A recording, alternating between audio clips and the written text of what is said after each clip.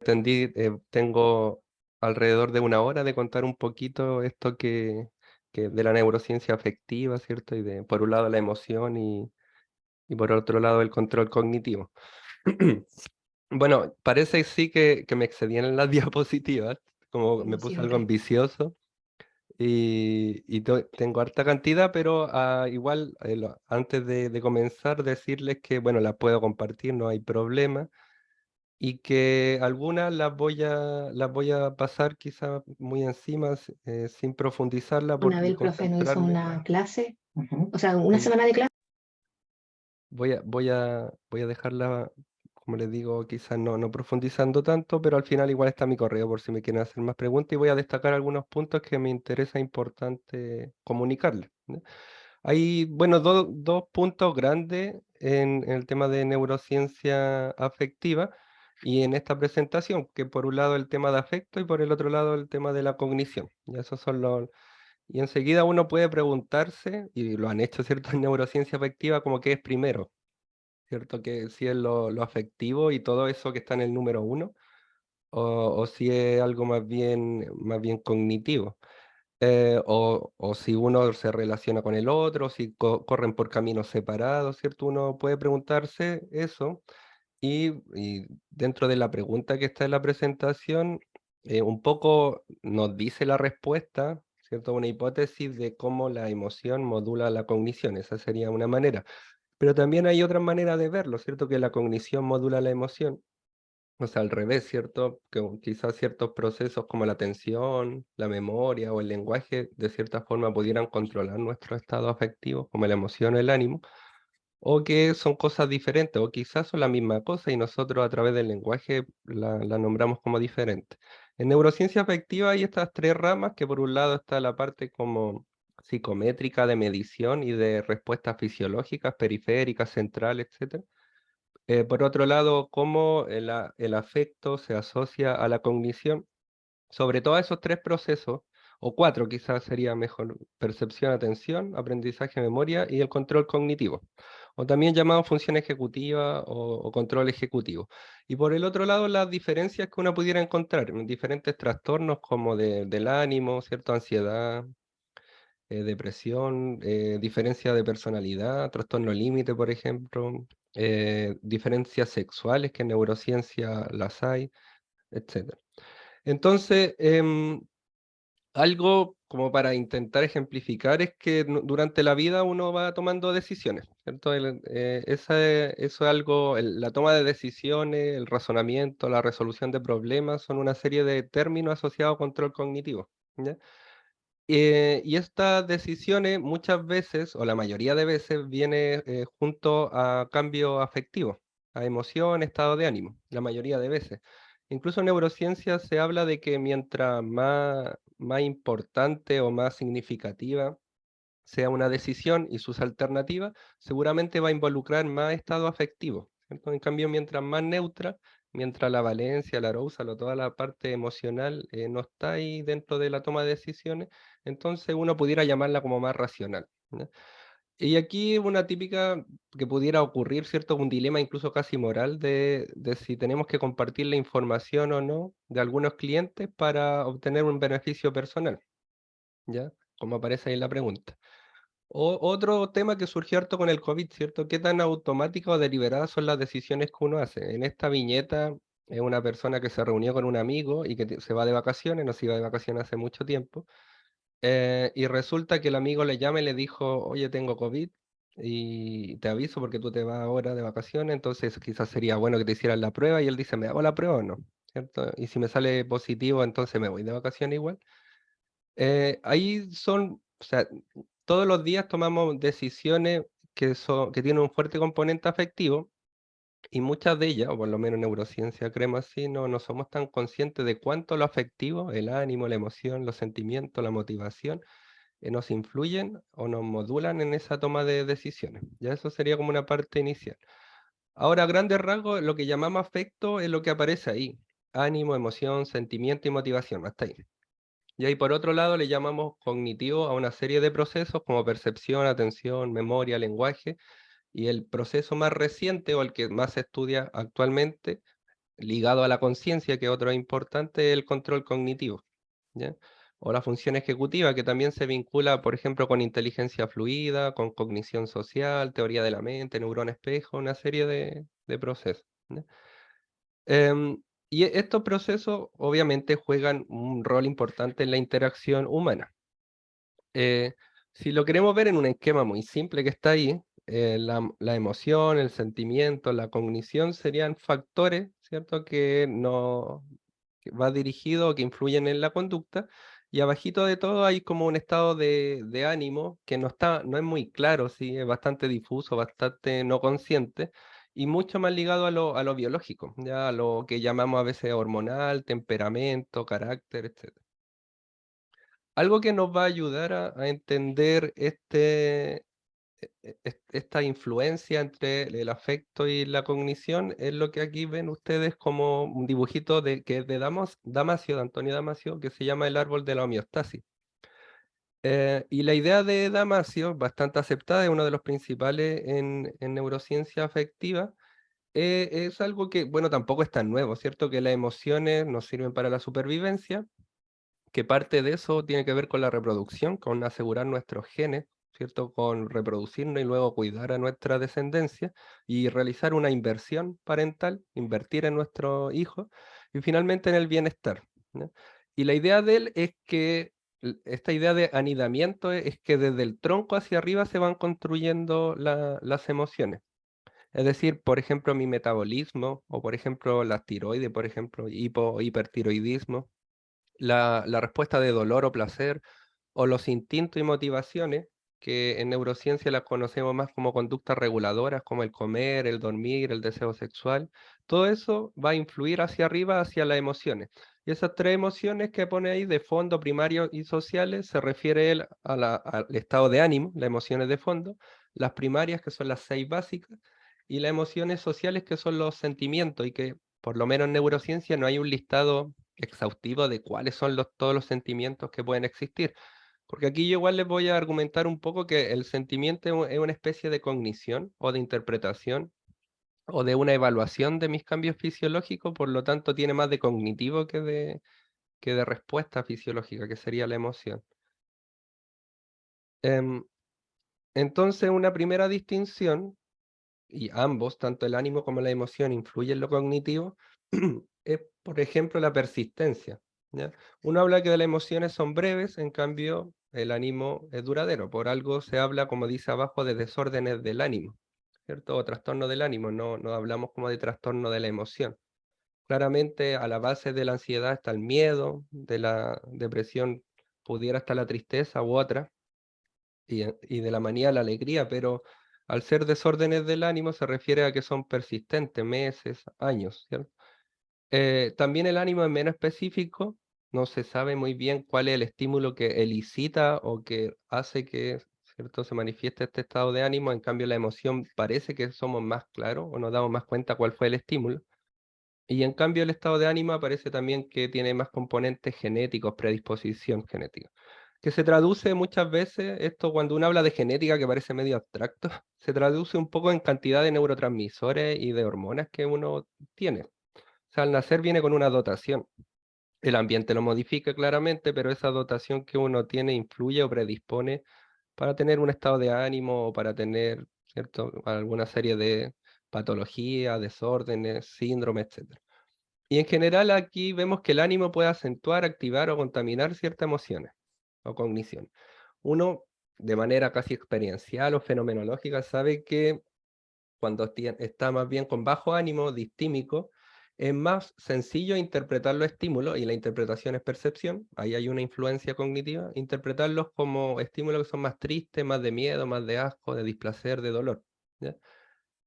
Y esa interpretación modifica, como ya les mencioné, mi percepción, y como la percepción es el primer paso, la interpretación luego pudiera también modificar mi memoria, el lenguaje y finalmente el último proceso, que es el control cognitivo. Y también un estado de ánimo más alto, eufórico, tiende a ser más fácil interpretar los estímulos como alegres, ¿ya? O también como ira, porque algo que también ocurre con las emociones es que son motivantes. Algunos lo incluyen dentro de conductas reguladoras, como les mencioné, como el comer o el dormir. En cambio, otros no, ¿ya? Cuando hablo de conductas reguladoras o motivantes, me refiero a que uno debe hacerla para mantener la homeostasis, ¿cierto? Si dejamos de comer o de dormir, se supone que va a afectar nuestro metabolismo y podemos morir. Pero ahí está la discusión de qué pasa si dejo de mostrar una emoción. ¿Ya? ¿Acaso puede afectar mi metabolismo?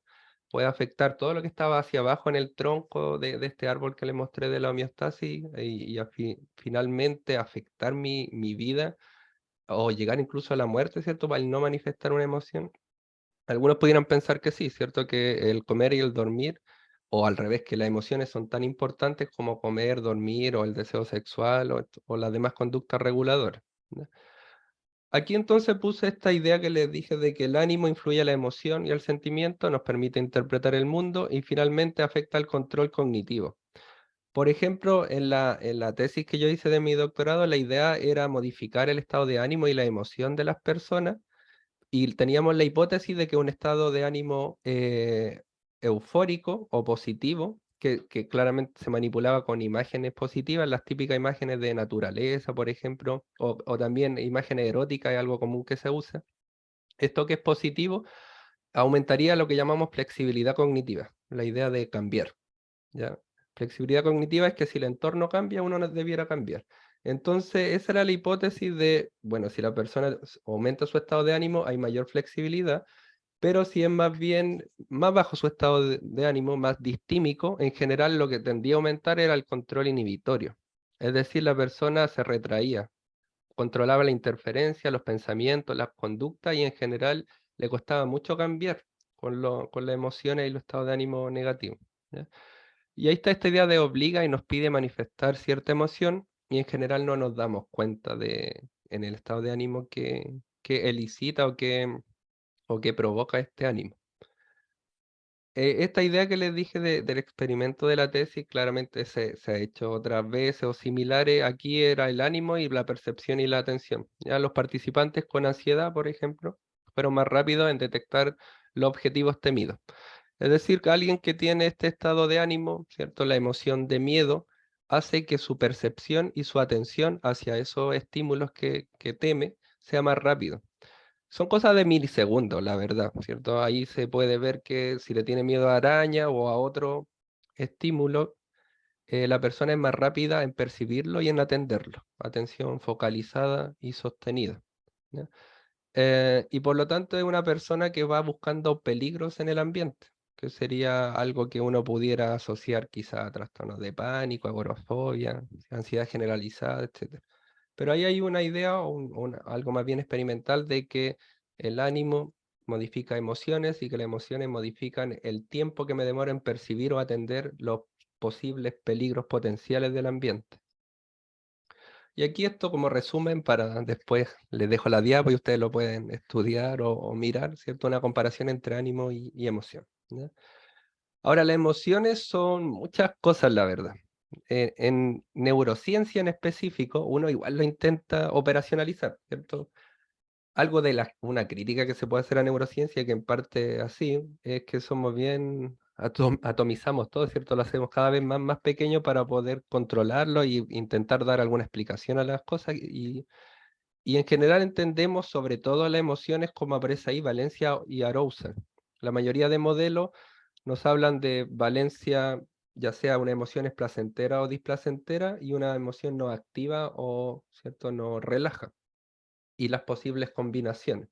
Pero también sabemos que puede ser todo lo demás, ¿cierto? Nos permite evaluar, hay ciertos estímulos que provocan ciertas emociones, ¿ya? Como les dije antes, las imágenes de naturaleza, o también para las emociones de asco, utilizamos estímulos que son más bien displacenteros, por ejemplo, de desechos, de comida. El miedo, la ira con imágenes de guerra también se usa bastante. Las emociones son respuestas fisiológicas, comportamentales, se asocian a ciertos síndromes y trastornos, etc. Entonces las emociones son varias de esas dimensiones, pero como les mencioné en neurociencia, principalmente hablamos de valencia y arousal, y también, si hubiera que destacar otro punto, es que la emoción en neurociencia es la respuesta. ya la respuesta comportamental, fisiológica, hormonal. Ya es una respuesta automática. Y la verdad, la neurociencia en general se ha estado esforzando un poco en eso, en intentar dividir cada emoción y ver qué pasa en las hormonas, qué pasa en el sistema nervioso periférico y sobre todo qué pasa en el encéfalo, en la corteza, en el sistema límbico, con cada una de esas emociones. ¿Ya? En general, el consenso es que son de multicomponente, que hay un estímulo que, ¿cierto?, la provoca y una expresión comportamental fisiológica, que respondemos más a estímulos que son evolutivamente relevantes, ¿ya? Eh, no sé, es común que las personas le tengan miedo a animales que no van a ver nunca en Chile, por ejemplo, o que ni siquiera están en nuestro continente. En cambio, no le tienen miedo a otros estímulos que son mucho más peligrosos, como puede ser un automóvil o las redes sociales, por ejemplo. Y es porque en parte no hemos tenido el suficiente tiempo, toda la historia filogenética, para poder incorporar en nuestros genes ese miedo que sí nos da, por ejemplo, no sé, las serpientes, las ratas, etcétera. Entonces, lo que consideramos como relevante para el miedo, para la ira, etcétera, se codificó hace mucho tiempo en nuestra evolución, no es algo reciente y es breve, ¿no? Y esto sería como algo de autor de Ardila de la situación emocional. Hay un estímulo, hay un cambio fisiológico, sobre todo hormonal y periférico, sistema nervioso periférico. Hay un patrón conductual que sobre todo se operacionaliza como expresión facial y como una conducta que suele ser el acercarse, el paralizarse o el alejarse, ¿no? Hay un objetivo y finalmente la experiencia. Y aquí hay dos distinciones que son como claras para poder entender esta modulación. Por un lado, lo que ahí aparece en rojo es la expresión, que sería lo que llamamos emoción. O sea, lo que uno conoce emociones, en neurociencia, ¿cierto? Es algo que le pasa al corazón, liberaciones hormonales, algo que le pasa al rostro, ¿ya? O algo que le pasa al cuerpo. El cuerpo de manera automática se acerca o se aleja cuando tiene miedo, cuando tiene una ira genuina se acerca a destruir, cuando tiene una alegría genuina se acerca en búsqueda de placer. En cambio, otra cosa que es diferente a toda esa respuesta conductual, fisiológica, es la experiencia, el darme cuenta de esos cambios fisiológicos. Cuando nos damos cuenta de esos cambios, que no es siempre, o sea, pocas veces nos damos cuenta de esos cambios fisiológicos y les damos un nombre y hacemos un proceso de atribución, de decir, mira, esto que me pasó en el corazón, en el rostro, etcétera, se debió a este estímulo. Eso es lo que llamamos experiencia y llamamos sentimiento. Ya, yo siempre doy el ejemplo de que, no sé, un dolor del estómago y algo en el corazón y en el rostro, a alguien le puede interpretar la experiencia como asco, por ejemplo, y otro puede decir que es amor, otro puede decir que es odio. En cambio, fisiológicamente va a ser lo mismo, pero esta atribución es la que cambia y se debe, claro, a la experiencia. Em, Esas son las 6 emociones básicas que todos conocen, que viene desde Darwin, ¿cierto? De Paul Ekman también las estudió. Y el mayor trabajo de la neurociencia, como ahí dice, fue o consistió en esto, en los sistemas que subyacen, sistemas cerebrales y hormonales también, y que hacen diferente una emoción de otra, y que también hacen diferente una emoción de otros procesos que no sean emociones. ¿Ya? Ese también se los dejo como un material que después lo pueden estudiar con más detalle. Y por último, los sentimientos. Como ya le adelanté, por ejemplo, tener o expresar un ánimo o una emoción garantiza un sentimiento. No, o sea, uno pudiera tener muchas expresiones físicas, ¿cierto? Sin darnos cuenta y sin que genere un proceso de atribución y sin que le demos un nombre a un sentimiento. Aquí yo lo puse con inteligencia artificial, ¿cierto? Y quizás todos hemos sentido algo así, como este miedo que puse ahí al infinito y el universo, ¿cierto? Como sentirnos pequeños, algo así. Pero que en general quizá uno se siente pequeño por diferentes estímulos y el nombre exacto va variando de uno a otro. O sea, ¿cómo llamamos a eso, ¿cierto? El sentir pequeño, el universo, que la estrella, que la naturaleza, ¿no? O esto de acá, las palabras que usamos para nombrar un sentimiento, ¿es lo que creemos que son un sentimiento adecuado a una situación? ¿O realmente explican como la experiencia genuina? ¿Ya? Tampoco tenemos mucha claridad ya que no tenemos un catálogo de sentimientos exhaustivo. Y aquí puse otra, como esta alegría que nos puede dar por muchos likes que vienen de extraño en redes sociales. Algo que se hizo, y es un estudio uno de los primeros, modificar fisiológicamente o modificar, ¿cierto?, la expresión, la emoción de las personas a través de noradrenalina o epinefrina, y hacer diferentes grupos para que las personas, algunas sabían que esta epinefrina le iba a aumentar la frecuencia cardíaca y otras no. Como aparece ahí, dice epinefrina informado, o sea, le dijeron, mira, esto es noradrenalina, va a aumentar tu frecuencia cardíaca. A otros le dijeron, esta es noradrenalina, pero va a disminuir tu frecuencia cardíaca. A otros no le dijeron nada, solamente le inyectaron la noradrenalina y otros fueron placebo, ¿ya? Y como la gran conclusión del experimento es que las personas que estaban bien informadas de que la epinefrina iba a aumentar su frecuencia cardíaca, la podían modular de mejor forma, ¿ya? O sea, podían hacer ese proceso de atribución de que lo que me está pasando en el cuerpo se debe a esta sustancia, ¿cierto? En cambio, los que no sabían por qué, ¿ya? Por qué tenían esa frecuencia cardíaca, les costaba mucho más lo que llamamos control inhibitorio de la regulación. em, y por lo tanto, no había una influencia tan directa entre lo afectivo y lo cognitivo, ¿ya?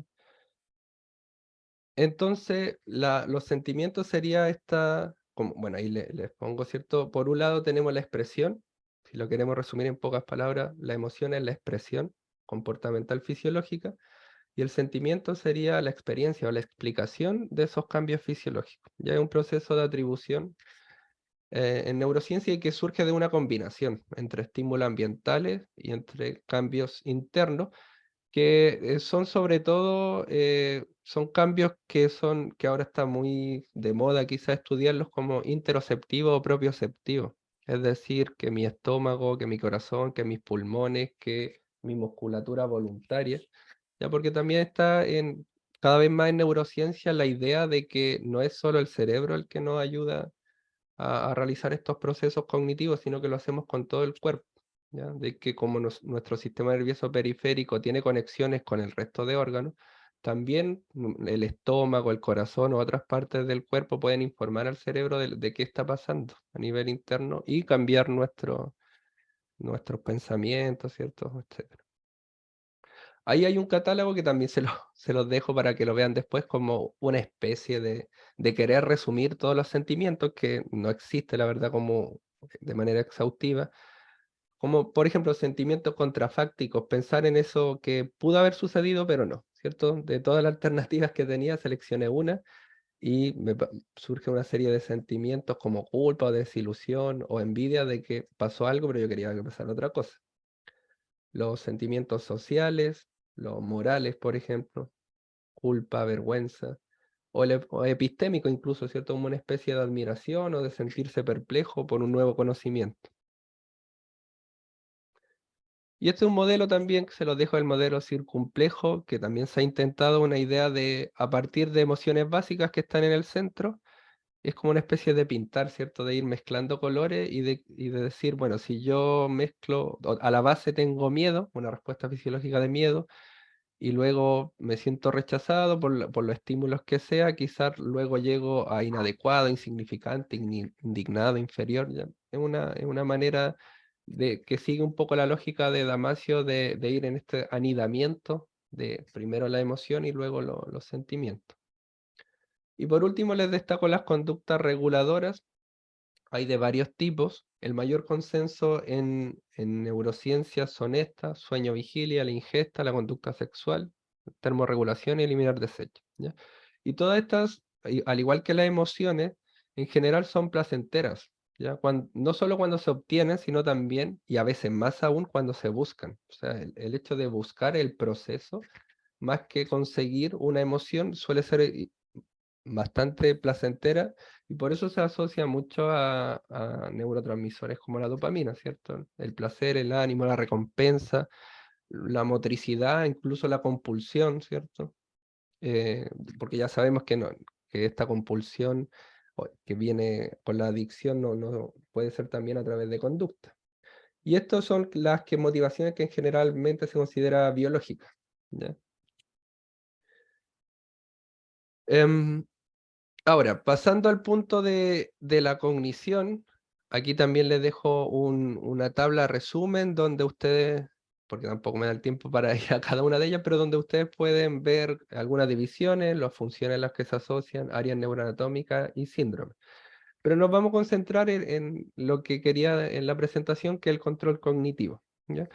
El control cognitivo o función ejecutiva es uno de los procesos más recientes, que la verdad se asocia al área prefrontal, a la corteza prefrontal, que tiene 3 divisiones, y que actualmente se ha asociado a mucho, la verdad, como ahí les pongo en la tabla, temas de salud mental, salud física, calidad de vida, educativo, laboral. La verdad ha sido bastante como el área prefrontal, un comodín de muchas cosas, ¿ya?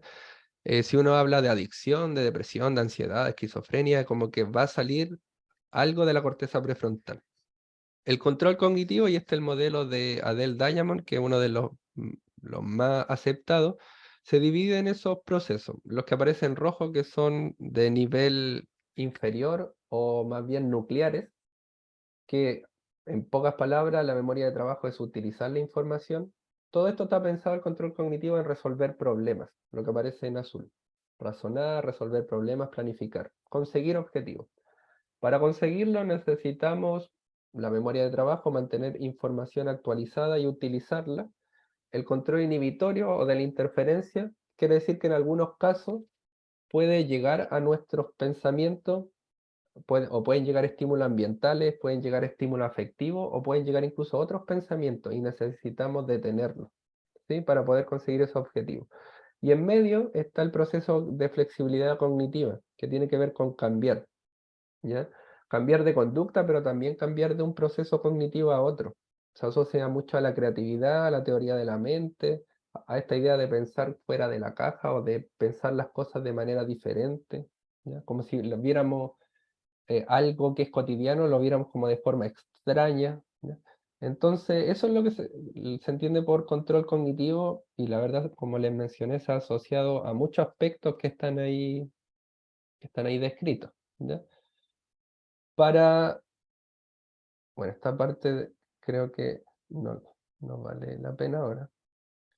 Ahora, para poder entender un poco cómo el control cognitivo se asocia con lo afectivo, debemos, o les voy a destacar 3 áreas, ya 3 áreas principales.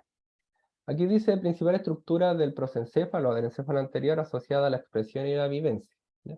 Son áreas que yo creo que han escuchado. Por ejemplo, arriba aparecen las divisiones asociadas al control cognitivo, la corteza prefrontal, ¿ya? Que son 3, ventromedial, orbital y dorsolateral. Y abajo aparece lo que comúnmente llamamos sistema límbico, circuito de Papez, McLean-Papez. Sobre todo la ínsula, el hipocampo, la amígdala, el hipotálamo, ¿ya? Por un lado tenemos lo de arriba que se asocia al control cognitivo, y por otro, sobre todo la amígdala y el hipocampo, a lo que asociamos con la expresión emocional, la amígdala, y a lo que asociamos con la memoria, ya sobre todo a la parte de consolidar nuevas memorias, y sobre todo memorias que entendemos como episódicas o que tienen un contexto, un tiempo y un lugar. Bueno, ese es el lóbulo límbico de otra imagen. Estas son las áreas básicas, ya que si vamos como asociando, por un lado tenemos estas áreas básicas vinculadas con la expresión, ¿ya? Y luego vamos a tener el área prefrontal vinculado con los procesos que les mencioné de control cognitivo, de memoria de trabajo, de controlar emociones, de la flexibilidad cognitiva, ¿ya?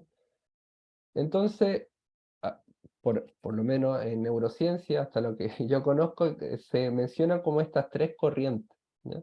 Y que pueden ir separadas, ya no necesariamente debemos ser conscientes o que llegue a la corteza cerebral de, de la expresión emocional, que es lo que ahí les destaqué en rojo, ¿ya?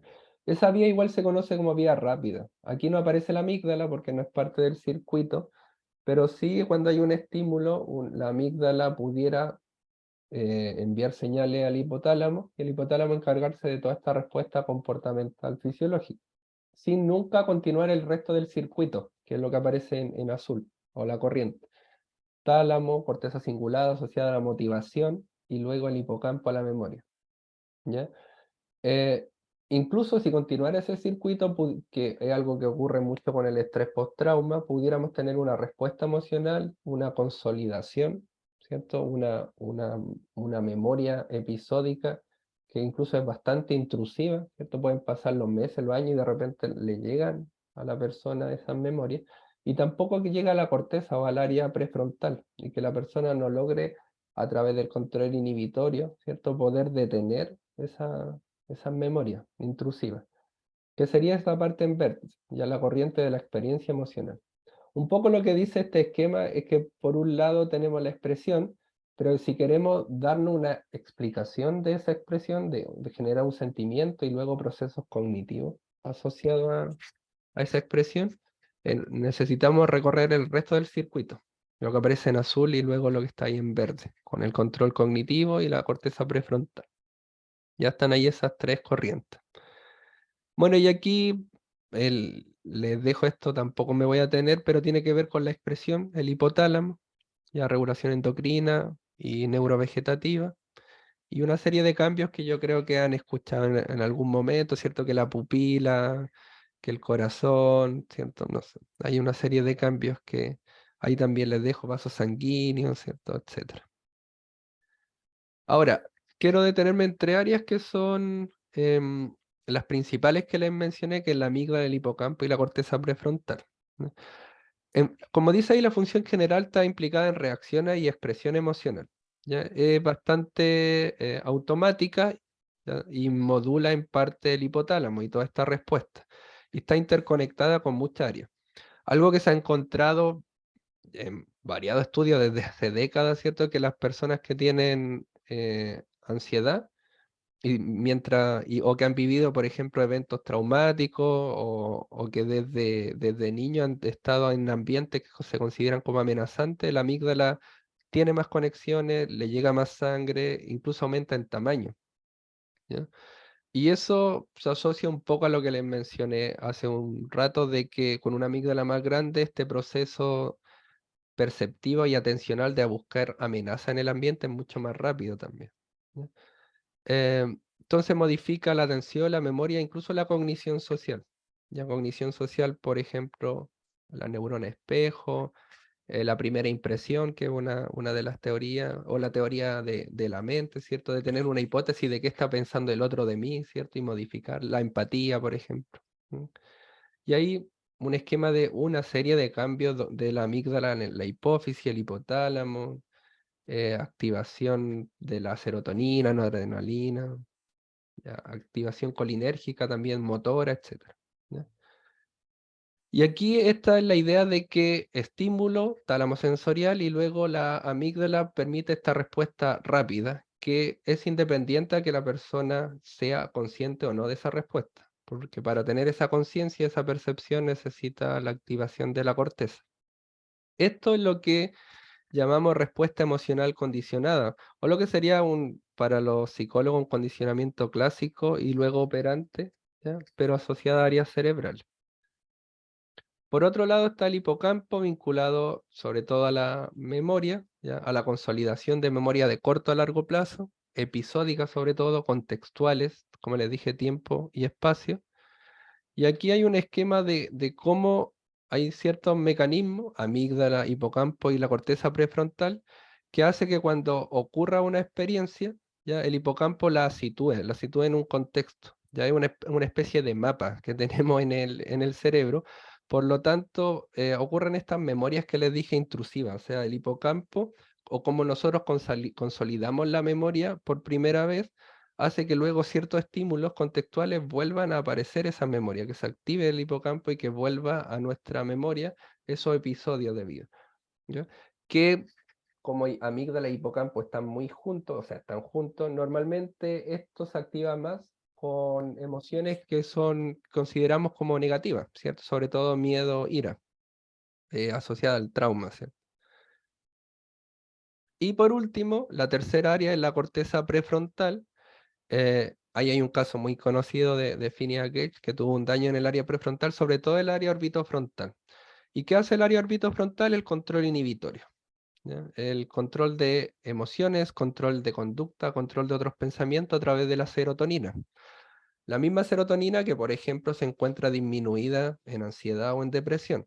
Entonces, el mecanismo que ocurre, voy a volver a eso para que se entienda, es algo así, lo que aparece a la izquierda. Eh, por un lado, si las personas, ¿cierto?, tienen este ejemplo con el estrés y ansiedad, ¿cierto? Si tienen una serie de vivencias que podemos llamar de miedo, de ira traumática, y esto se repite en el tiempo, la amígdala va generando más conexiones y va creciendo. O sea, es más sencillo que se interpreten los contextos, las personas, ¿cierto?, los estímulos como con miedo. El hipocampo y el área prefrontal se reduce. Ya por lo tanto vemos que, en grandes términos, la persona tiene mayor cambio fisiológico asociado al miedo a la ira, y el área prefrontal tiene menor capacidad del control inhibitorio, de regularlo, ya de controlar esas emociones, de controlar eh, estado de ánimo, controlar otros pensamientos, controlar la conducta, ¿ya? Por lo tanto, ahí vemos cómo hay una modulación, por ejemplo, de emociones hacia procesos cognitivos, que son del control cognitivo, como el control inhibitorio, la flexibilidad cognitiva, y cómo estos procesos los situamos en áreas específicas, ¿cierto? Que amígdala, hipocampo y corteza prefrontal, ¿ya? Hay otros sistemas que igual no me da el tiempo para tocarlos tanto en detalles, pero se ha asociado al sistema de la tristeza a la disminución de la corteza prefrontal ventromedial, que tiene que ver con motivación cuando está aumentada. Incluso las personas en la manía o en ese episodio de manía, aumenta mucho la actividad del área prefrontal ventromedial, lo que aparece ahí como VM, ¿ya? Asociado a motivación, ¿cierto? Que la manía es algo típico, que las personas, no sé, duermen poco, ¿cierto? Realizan muchas conductas de riesgo, etcétera. El asco asociado a la ínsula, a los ganglios basales, el miedo, como ya les dije, a la amígdala, y la ira, ambos a la amígdala, pero si se dan cuenta, y ahí se nota bastante como con mayor claridad, es que el miedo aumenta el área orbitofrontal también, o sea, el control inhibitorio. O sea, la persona tiene miedo, pero al mismo tiempo controla su conducta, ya es como una persona que se cuida a sí mismo, ya que se esconde. En cambio, la ira, todo lo contrario, hay mucha actividad de la amígdala, de ira, de acercarse a atacar, a destruir, y poco control inhibitorio asociado al área prefrontal. Entonces, por lo que he dicho, un poco hay estas tres ideas que les mencioné, si van en caminos paralelos, afecto y cognición. Si la verdad no, hablamos de lo mismo y solo a través del lenguaje como que hacemos la diferencia, pero es lo mismo, o si uno es primero que otro. En general, en neurociencia se suele apostar más o creer que el afecto modula la cognición, o el afecto llega a la conducta a través de la cognición. Incluso a nivel filogenético o evolutivo, sabemos que primero se desarrolló el troncoencéfalo, luego las áreas del sistema límbico como la amígdala y el hipocampo, y finalmente la corteza prefrontal. Y a nivel ontogenético del ciclo vital ocurre lo mismo, ¿no? O sea, un recién nacido viene con el cerebelo, la amígdala, más o menos desarrollada ya, el hipocampo, perdón, si ya lo mencioné, el cerebelo, el hipocampo alrededor de los 3, 4 años termina de desarrollarse, en cambio el área prefrontal sigue desarrollándose entre los 20 y 25 años. Por lo tanto, la expresión emocional en el ciclo vital ocurre antes que la explicación o la experiencia. Y en estos 15 minutos que me quedan, les quería mostrar uno como ya les mencioné, Antonio Damasio, y ahí aparece ese árbol de la homeostasis, es uno de los principales que ha recobrado esta idea de que tomar decisiones, que ya sea tomar decisiones, resolución de problemas o planificación, que es lo que aparecía en azul ahí cuando le hablé del modelo de control cognitivo, ¿ya? Ha tomado esta idea de que todas estas decisiones tienen un fuerte componente emocional, ¿ya? O de otra forma, que no podemos tomar decisiones de manera totalmente racional, siempre va a haber un componente afectivo, ¿ya? Él en su libro, que tiene varios, dice, si tomáramos una decisión racional o completamente racional, ya, porque hubo un momento en neurociencia entre el 90 y el 2000 que había todo un, ¿cómo decir?, con un entusiasmo de que el cerebro, y solo con el cerebro podríamos ser lo suficientemente racionales como para explicarnos todas las cosas.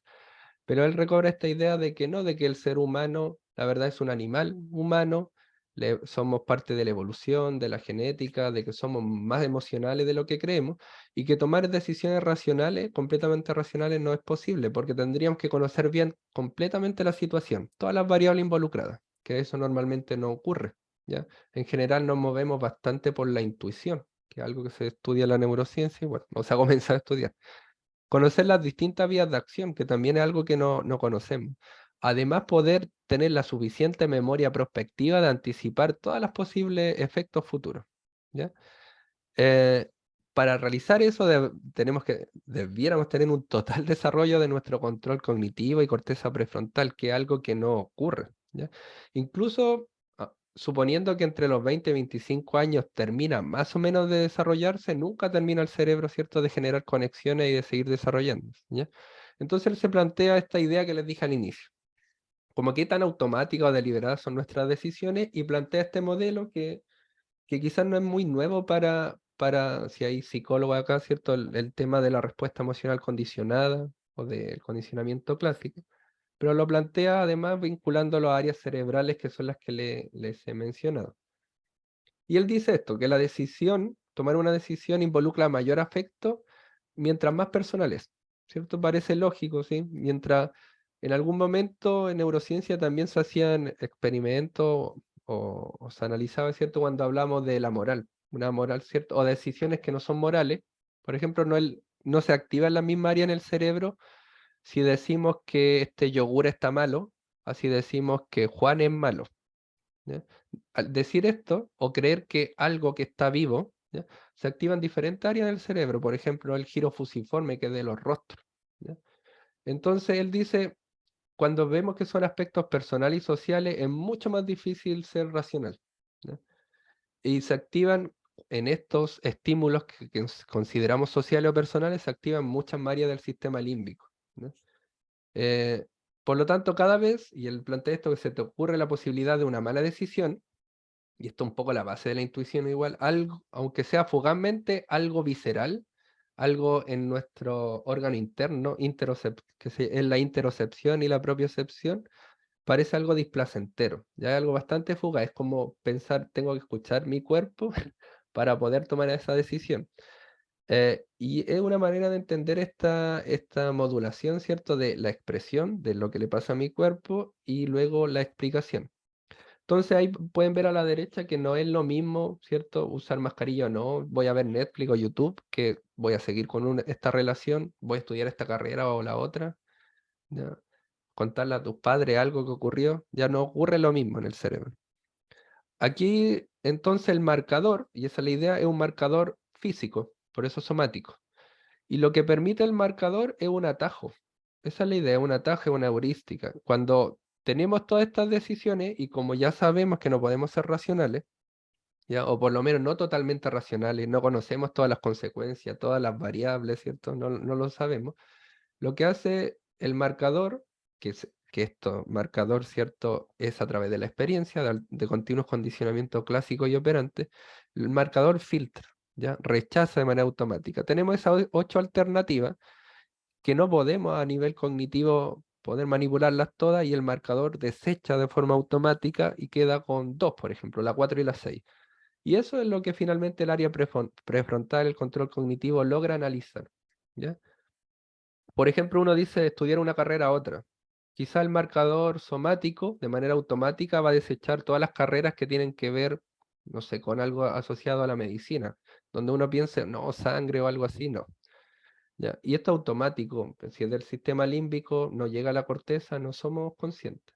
Y luego el área prefrontal, sobre todo orbitofrontal, empieza a analizar, ¿ya? Entonces, una decisión siempre involucra emoción, una mala decisión, y eso es lo que la experiencia, o sea, cada vez que tuvimos una experiencia y la consecuencia fue negativa, nos marcó. Y aquí él habla de marcar físicamente, por eso marcador somático. Modificó la amígdala, modificó el hipocampo, modificó la corteza prefrontal, ¿no?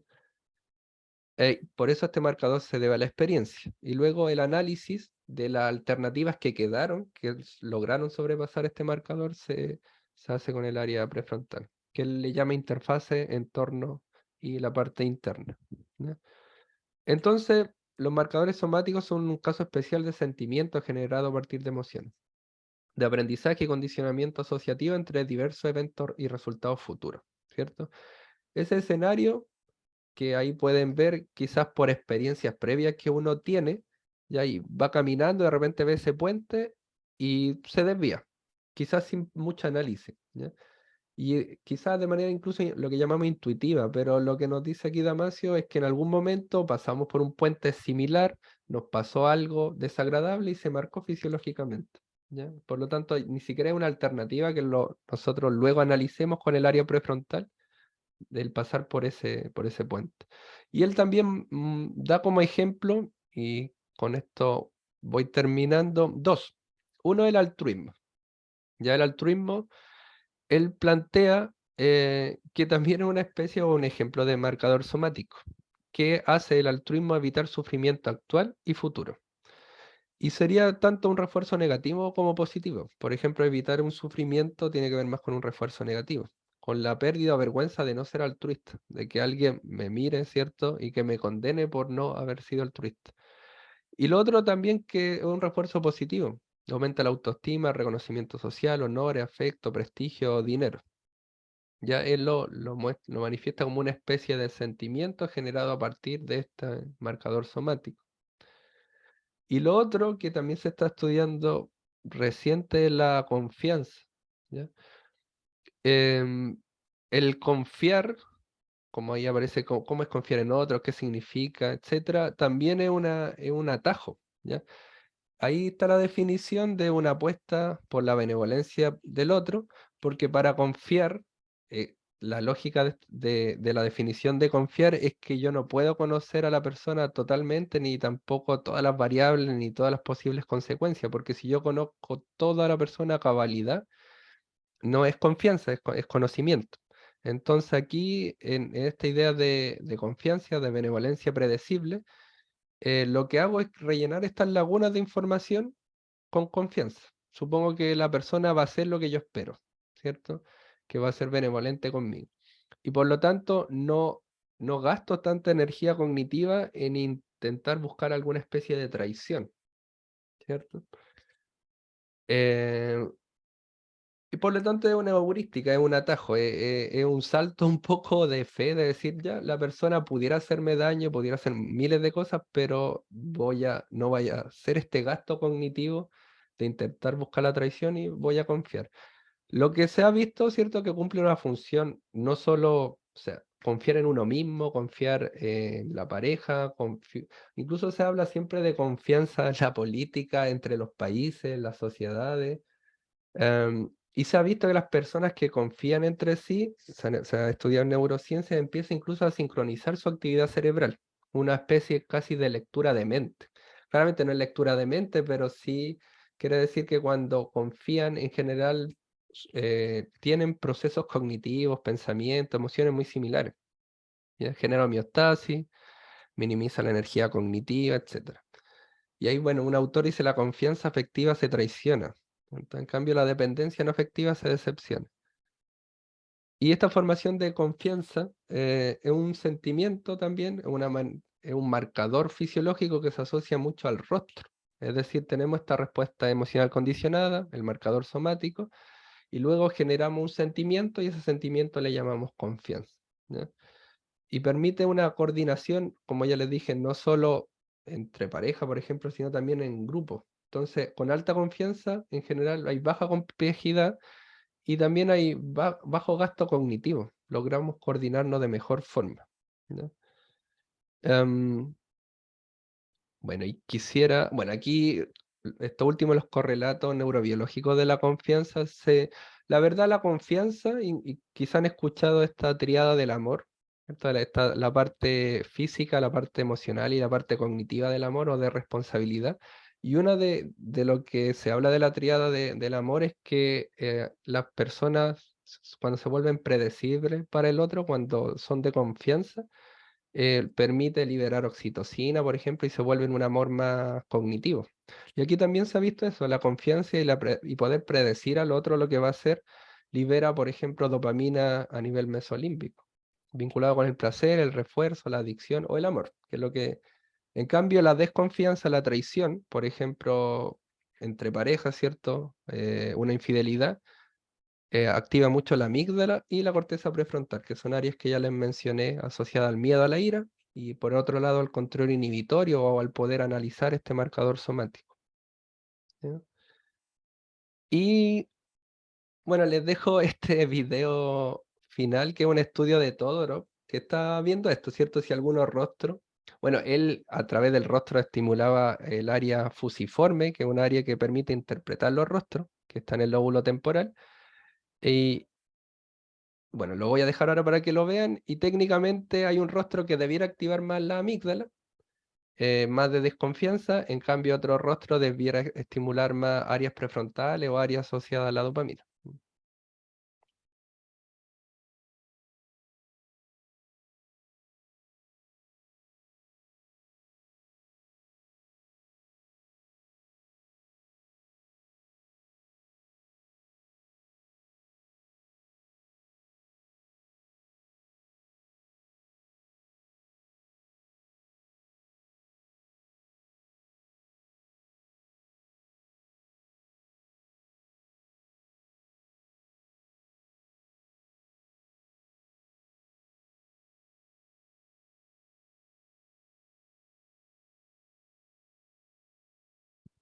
Eh, Eso por mi parte, hay un glosario de sobreconfianza. Bueno, habla de incluso que se los dejo así como dato, que los superorganismos tienen mucha confianza entre sí y se coordinan muy bien. Por ejemplo, se ha estudiado con la hormiga o la abeja, de lograr coordinarse casi sin hablar, ¿cierto? Ahí está, gracias por la oportunidad. Ahí están mis datos por si después alguien quiere contactarme, tiene dudas, etc. Eso. Muchas gracias, Francisco, por tu presentación. Ha sido un gran trabajo esto que compartes con nosotros, que también es una síntesis de tu tesis doctoral. Y te queremos agradecer, como Centro Tragún, te queremos agradecer este espacio, ¿no? Este espacio de compartir tu conocimiento en torno a un tema tan relevante y que despertó bastante interés en toda la comunidad. Así que desde ya Qué bueno, recibe nuestro agradecimiento. a Y ustedes. hay unas preguntas, Francisco, no sé si nos queda un poco de tiempo para responder esto, pero mira, Karina Cortés nos deja una pregunta que dice, ¿qué ocurre con el control cognitivo en personas con TDA, TDAH, entre paréntesis, flexibilidad, inhibición y memoria de trabajo? Claro. Sí, la verdad, una de la hipótesis ahora del déficit atencional no es tanto como atención, sino la función ejecutiva, el control cognitivo. Claro, no es la idea de que incluso su atención alternante y dividida es mucho mejor que las personas que logramos focalizarnos más. O sea, por eso les va tan bien en los videojuegos, por ejemplo, y cambiar de un estímulo a otro y de obtener recompensas rápidas. En cambio, lo que cuesta en ello es como lo focalizado y sostenido. Sostener el tiempo un solo estímulo y ser selectivo. Que son esas tres atenciones, focalizada, sostenida y selectiva, son más parietales. Parietal derecho se ha asociado. Y se ha visto esta red frontoparietal, que ahí está el control cognitivo y esta atención se ha visto afectada. Por lo menos eso sería como una explicación más, digamos, neuroanatómica y cognitiva. Y el principal, esto que le digo de la atención, el subproceso es el control inhibitorio. Es el que se asocia. Perfecto, gracias Francisco. Hay otra pregunta que dice, ¿cómo viven sus emociones las personas TEA? Y también está ligada a la pregunta en relación a la flexibilidad cognitiva en las personas autistas. Pregunta, ¿podrían presentar mayor flexibilidad al sentirse a gusto, por ejemplo? Qué complicado es. Y es bien larga la pregunta también. Sí, claro, o sea, bueno, todos sabemos que el espectro igual es diferente entre, depende, ¿cierto?, en qué nivel uno se encuentra, está en el espectro de, digamos, de autismo. Ahora, el cómo viven sus emociones, quizá la pregunta es como si tienen experiencia de sus emociones, con esta distinción que le hice de la expresión y la vivencia. Esa, la verdad, esa pregunta no sabría cómo contestarla. Ujú, Va- la idea de cómo viven. Claramente tienen las personas expresión emocional y la ujú, conciencia de ellas también. ujú, Ahora, ujú, en neurociencia también se ha asociado al área prefrontal y también a la ínsula. Y la ínsula también la ha asociado mucho a esta idea de la empatía, por ejemplo, cognitiva y afectiva, o a lo que le llamé en algún momento toda la cognición social, la teoría de la mente.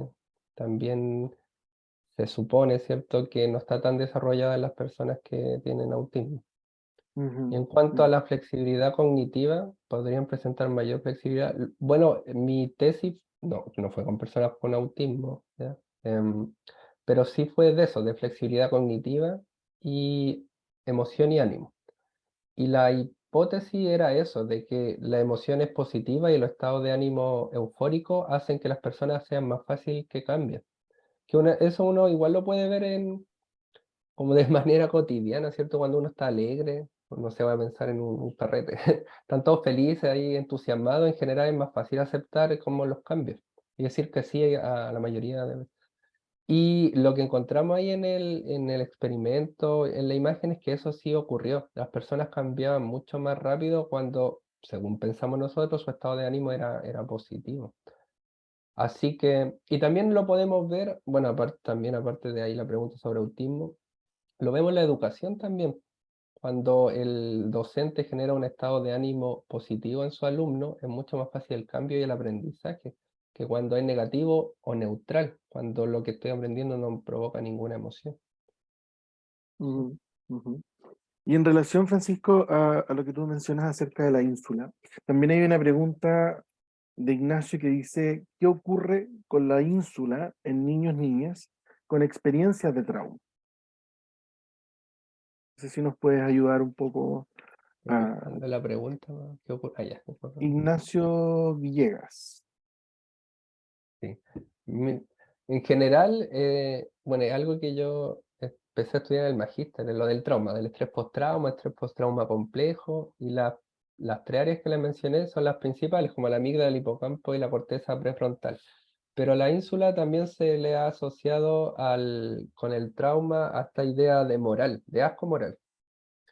A eso también se le ha asociado. No a un asco, digamos, más fisiológico, que puede ser como de la comida, sobre todo, de lo gustativo o olfativo, sino a un asco de ciertas conductas, ¿ya? Y incluso también la ínsula se asocia al dolor, se la ha vinculado a un dolor también, llamémoslo entre comillas, psicológico.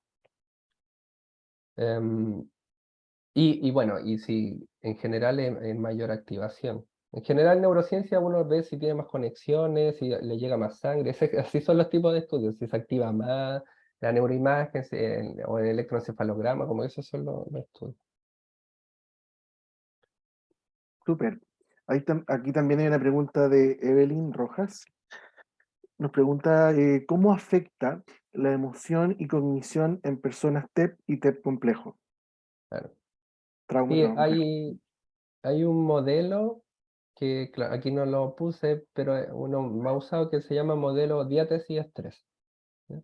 Y la lógica del modelo es que cuando uno tiene, bueno, el TEP complejo son varios eventos traumáticos, y normalmente de la infancia.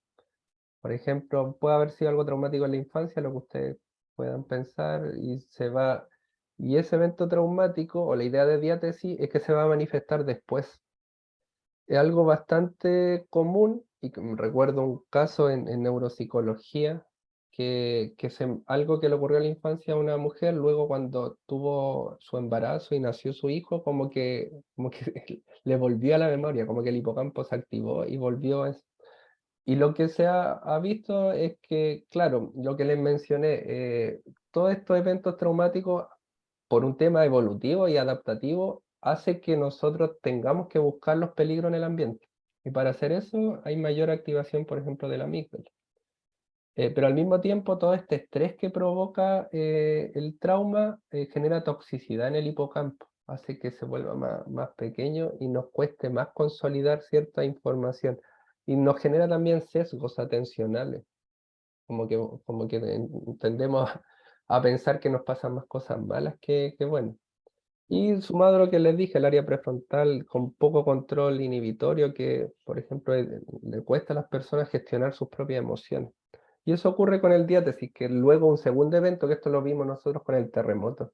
Personas que habían tenido un trauma en la infancia, luego el terremoto despertó muchas vivencias que creían como olvidadas entre ellos. Súper, gracias Francisco también por dar esa respuesta.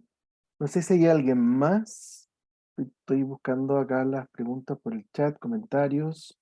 Evelyn aquí responde y dice gracias. No, no hay más preguntas. Muchas gracias por compartir tu conocimiento, maravillosa experiencia, escribe Alondra Álvarez.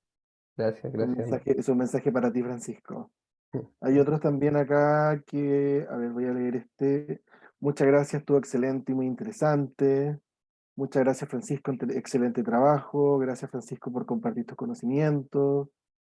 Muchas gracias, Francisco, excelente trabajo. Y alguien que dejó el mensaje por la presentación.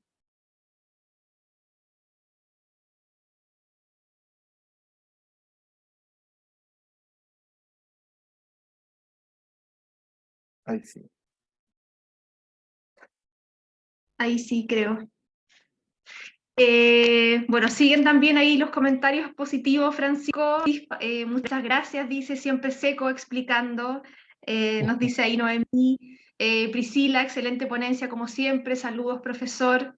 Así que estamos también muy contentos de esta interesante actividad, Francisco. Muchas gracias por compartir tu tremendo conocimiento. Es un tema bastante interesante y que, como decía Pablo, generó mucho interés en nuestra comunidad. Así que te lo agradecemos. Acá también están pidiendo en algún momento la presentación, ya que la ofreciste en algún momento, Sí, te vamos a sí, cobrar la palabra. sí, la envío hoy mismo, sí. Por Ya, aquí puedan ver también algunos resúmenes que por ahí no lo expliqué, los pasé rápido y así lo pueden ver con más detención, sí. ya, muchas gracias. Entonces, le vamos a compartir a todos ustedes quienes se inscribieron, por eso es importante que se inscriban en el link que enviamos de la asistencia, para así poder enviarles la certificación y también la presentación de Francisco. Muchas gracias a todas y todos, esperamos encontrarnos en una nueva oportunidad. Gracias, profe, dice, sus clases siempre son 10 de 10. Gracias por brindarnos esa información. Así que hay muchos comentarios que no los podemos leer todos, pero están muy contentos con tu presentación, Francisco. Así que muchas gracias y buenas noches, acá en Chile por lo menos. Buenas noches a todas y todos. Que estén muy bien. Chao, chao. Chao. Chao, Francisco. Muchas gracias nuevamente. Chao.